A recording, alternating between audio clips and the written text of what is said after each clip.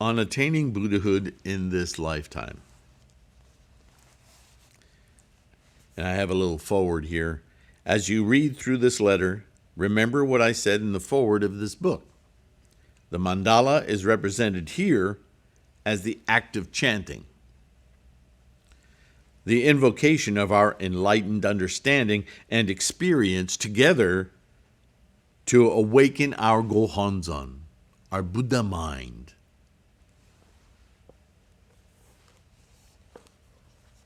If you wish to free yourself from the sufferings of birth and death you have endured since time without beginning, and to attain without fail unsurpassed enlightenment in this lifetime, you must perceive the priori truth that is originally inherent in all living beings. This truth is MyoHo Renge Kyo. Chanting MyoHo Renge Kyo will therefore enable you to grasp the priori truth innate in all life. That's the first paragraph of On Attaining Buddhahood in This Lifetime. So what does that mean? There's a lot to unpack in that, yeah? And Nichiren will do his best to endeavor to do so. But I can't, I just finished the video on, what am I going to call it? Buddha, Buddhahood, and time, or time in Buddhism. This idea of time is throughout everything in Buddhism. And more to the point, our perception of time, our obsession with putting things in order, timelines, versus being in time, with time, part of time, momentum. I could go on and on with many videos about making this the central theme of Shakyamuni's Buddhism. Extirpate yourself from cataloging and be in it as it's happening. Wouldn't that be more life than history? It's interesting, but it's not life. It's not living. Right? This is the awakening. Be here. Look at how all of this is happening. No, I've been here. I've been there. Remember the time when, where are you? What are you doing? Are you a Sears and Roebuck's catalog? Or are you living a life? This is the priori truth that Nichiren is talking about. Since time without beginning. How many times have we read that? What does that mean? It means the preoccupation with the human mind, the brain, with cataloging timelines, order, this before that before that. The first thing we deal with in that timeline making is this, not that. The self, no self. The early teachings of Buddhism was about how we discern differences. And then we evolve to create timelines and assemblies of those differences into some kind of, sandcastle, whatever. But that ain't life. That's just footprints. Be in life. Be in time. Right? The beginning of that, unimportant. Non-living, non-being here. When this started, doesn't matter. You're here now. Be here now. Be here now. Time without beginning. This is part of the process of life. Be in the process of life.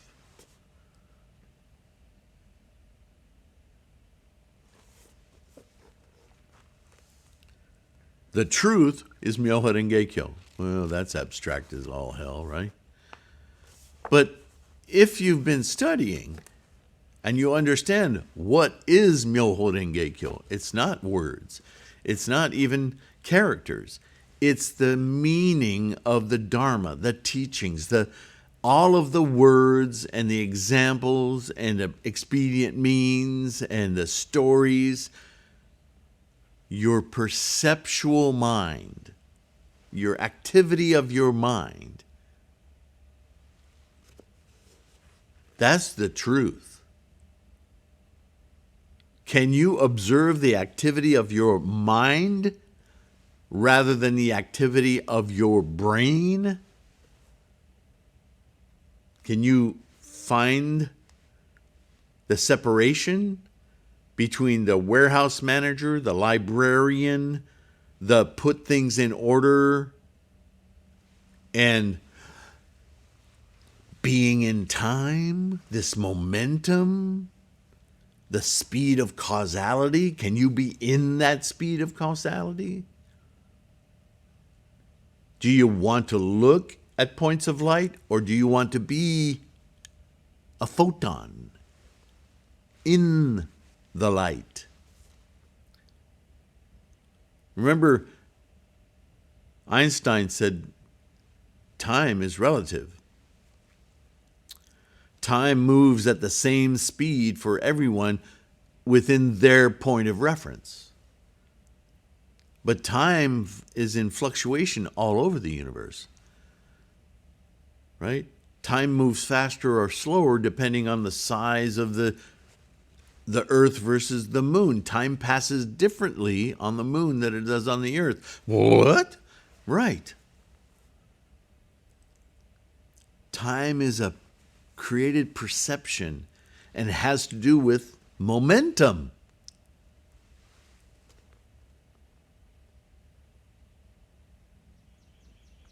That's MyoHo Renge-kyo. That's the law of the process of life, the engine of life. If you want to experience your life fully, then you need to get into that process of life. You need to be consciously, with determination, participating in time. But generally, people don't. That sounds like a weird statement to make. Woo-woo. But generally, the human mind is preoccupied with what the brain has sorted out. Constantly living in the past, the baggage. Where's that going to take me? Where's that going to... Well, you'll never know where that's taking you unless you look out the damn windshield. Spend all our time looking in the back seat or the trunk or the trailer. That's why we suffer. Turn around. Look at where we're going. Woo! So much new stuff. Instantiating. Potential, instantiating, manifesting, moment to moment. Wow, this is amazing, right? Does it matter that there's a spilled Coke in the back seat now? No, look where we're going.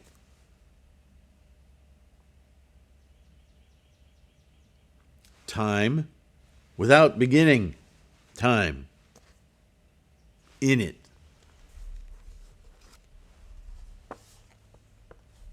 And it's innate in everything because everything is doing that momentum. That's the engine of life. The Lotus Sutra is king of all sutras. It's the ultimate. It's the final expression, how to enlighten oneself. It's true and correct in both word and principle. True in word, because it's not messing around anymore with understanding how the brain works. It's saying, here's the mind. Here's what it can do.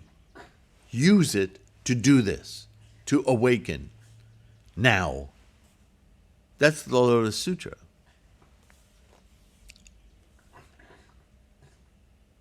Its words are the ultimate reality, and this reality is the priori law, MyoHo. What is MyoHo? Yet another expression of what the Daimoku is about. MyoHo conceptually is potential, myo, instantiating, ho. MyoHo. It is called the priori law because it reveals the principle of the mutually inclusive relationship of a single moment of life and all phenomena. Do you see it?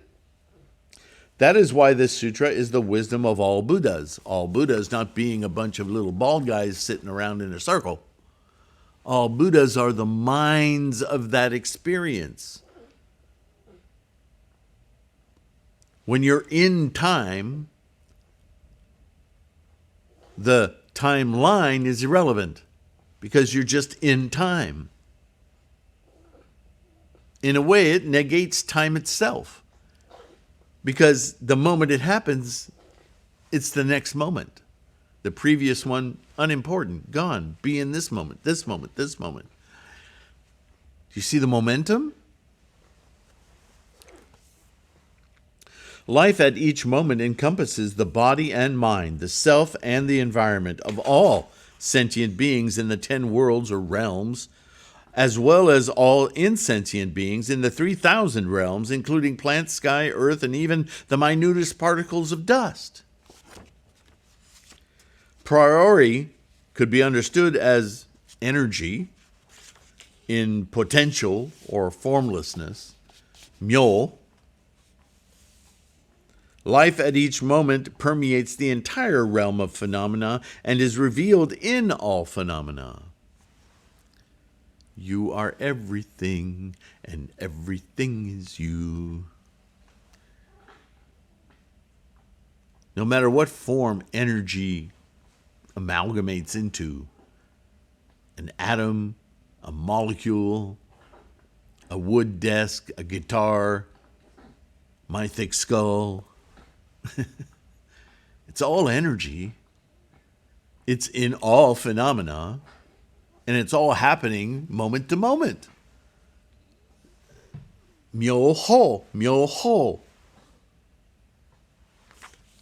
You think about these concepts as you're chanting, or with that depth of, this is incredible what I'm doing. I am from all potential manifesting right now. What? Renge. Oh, I get it. Kyo. This is the endeavor of life. Kyo.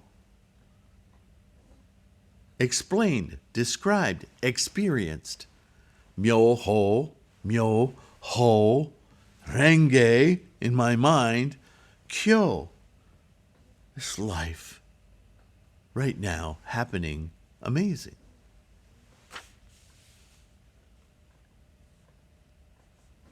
To be awakened to this principle is itself the mutually inclusive relationship of life at each moment and all phenomena. Nevertheless, even though you chant and have confidence in MyoHo Renge Kyo, if you think the law is outside yourself, you are embracing not the priori law, but an inferior teaching. Inferior teaching means those other than this Lotus Sutra, the MyoHo Renge Kyo, which are all expedient and provisional. No expedient or provisional teaching leads directly to enlightenment. You're just talking about it. When you invoke MyoHo Renge Kyo, you are being it. That's the whole point. And without a direct path to enlightenment, you cannot attain Buddhahood. Even if you practice lifetime after lifetime for countless kalpas, attaining Buddhahood in this lifetime is then impossible, because all you're doing is talking about it.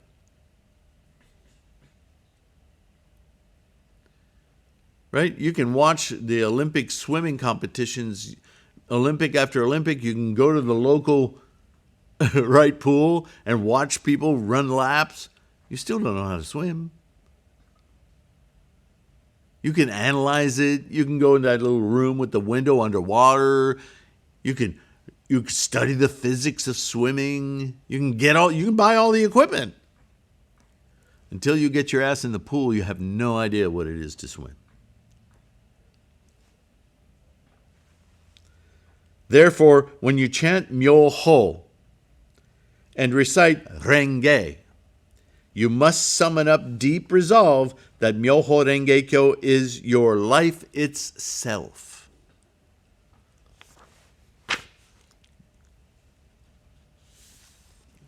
It's so clear. You must never think that any of the 80,000 sacred teachings of Shakyamuni Buddha's lifetime or any of the Buddhas and Bodhisattvas of the 10 directions, all the stories, all the personages, and 3 existences are outside yourself.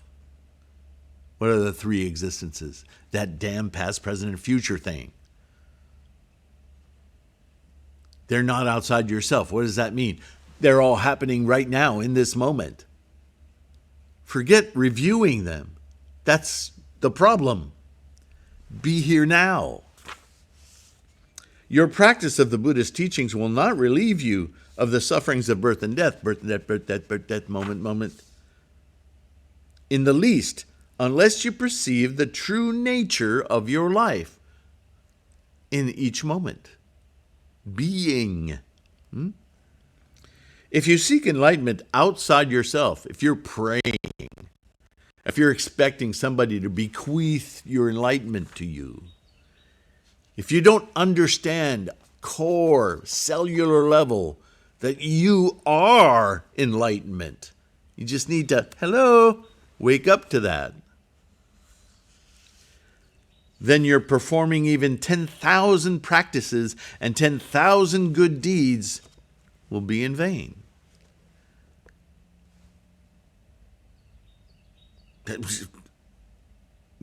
That's a big call to action, don't you think? It is like the case of the poor man who spends night and day counting his neighbor's wealth, but gains not even half a coin. He's busy. That is why the Tendai School's commentary states, quote, unless one perceives the nature of one's life, one cannot eradicate one's grave offenses. What are grave offenses in the parlance of Buddhism? Getting in your own way. Stopping yourself from perceiving the totality of your life. The potentials built into your karmic freight train to instantiate totally, magnificently, fully, without encumbrance, without attachment, without retarding into the past.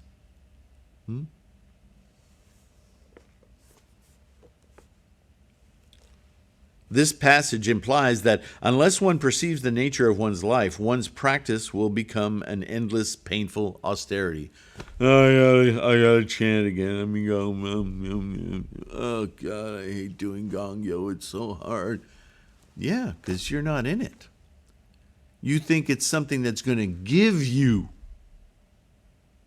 your daimoku and your gongyo and your reciting and your honor and your dignity is something that comes from within your life, not from without.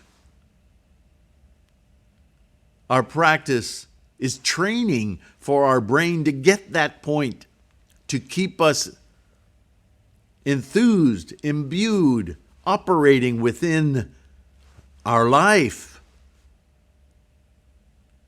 not our history.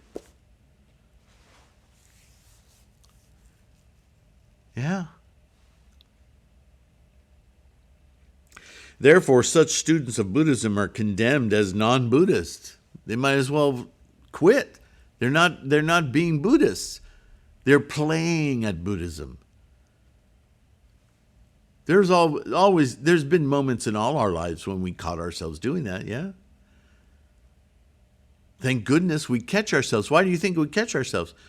Because we've already trained that brain, that samsaric mind, to know better And so we redouble our efforts. Happens to all of us. Samsara is powerful. Great concentration and insight, Tendai's teaching, states that although they study Buddhism, their views are no different from those of non-Buddhists. Because people who aren't instantiating their Buddha moment to moment and training their brain to support that experience in the moment, 3,000 realms in a single thought moment, then they're just training themselves in rituals and mantras and hand positions, and it devolves into religion. Just some programmatic propaganda, be a part of like everyone else, follow the herd. You're not being. You're part of a database. Membership. Whether you chant the Buddha's essence, Namo, I am committed, and here now going to invoke MyoHo Renge Kyo, recite the sutra, Gangyo, or merely offer flowers and incense, all your virtuous acts, because of your intent and your attitude, right? Light of incense. No. I provide an environment of serenity of the senses, light, candles, incense, smell, revered object, focal point, intent, attitude. It's everything. Will implant benefits and roots of goodness in your life.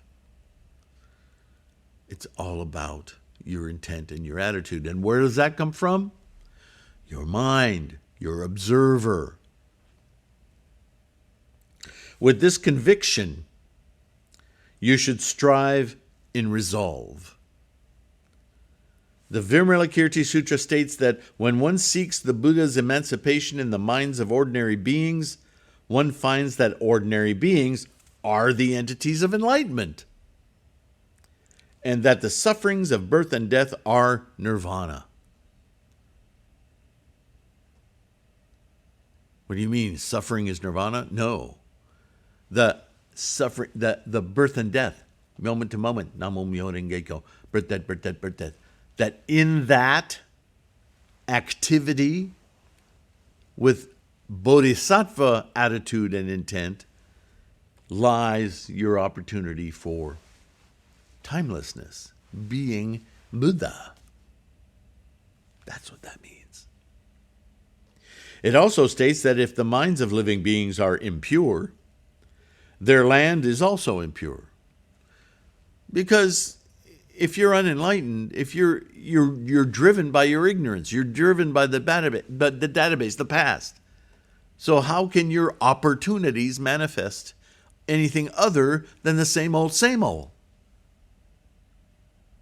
How many times have you heard yourself or anyone else say, I just keep going through this? Why do I keep meeting people like this, or having jobs, or why do I keep losing, or why is my life constantly repeating itself?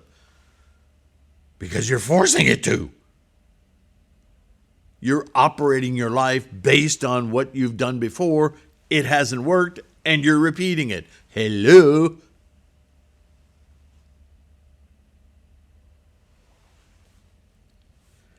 There are not two lands. There isn't my life sucks and my life is amazing. Pure or impure in themselves, the difference lies solely in the good or evil of our minds. The database is useful for samsara, but the way you perceive your life in the moment, in the next, isn't based on that database. The database will change. It will evolve. You'll make new warehouses. They're not important. Or more to the point, they are not your life. They are your footprints. Where are you now, living in time? It is the same with a Buddha and an ordinary being. There is no difference. It's all in the mind, in perception, in experience. When deluded, one is called an ordinary being. Deluded, attached to the warehouses, just repeating. But when enlightened, one is called a Buddha. This is similar to a tarnished mirror. Here we go with the mirror analogies, right? That will shine like a jewel when it's polished. A mind now clouded by the illusions of the innate darkness of life is like a tarnished mirror. But when polished, it is sure to become a clear mirror reflecting the essential nature of phenomena and the true aspect of reality. That mirror, mandala. The mandala isn't enlightenment. It is the mirror, the samsaric tool to reflect your Gohonzon mind. Arouse deep resolve and diligently polish your mirror day and night. How do you do that? By chanting with the mandala. How should you polish it? Only by chanting Namo MyoHo Renge Kyo.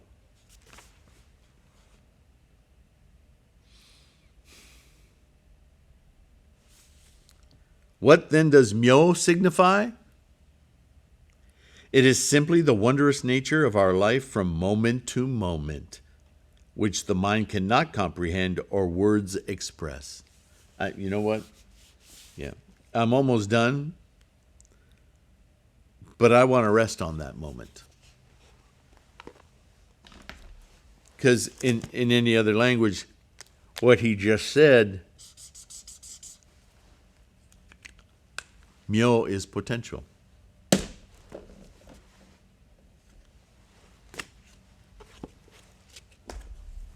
Are you going to instantiate your potential, or are you going to instantiate repetition? That's your choice. And you can turn this practice into repetition too. So don't do that. Keep your attitude and your intent fresh, directed, convinced, confident. Namo Myoho Renge Kyo. Thank you so much for your efforts, your dedication, your support of this Sangha. Like, subscribe, donations. Exceptionally proud of all of you. Donating your time, first of all, liking and subscribing to help us propagate this Sangha. And use all the resources. Your purchases, your donations, all we can do is grow and get better. Let me know your thoughts. Let me know what you think you need so that I can address those needs. The whole point of this resource is to support your dedicated practice. And for that, I'm more grateful than I can express. Thank you. Take care of your health. Keep your practice regular, strong. And I will see you in the next one. Bye for now.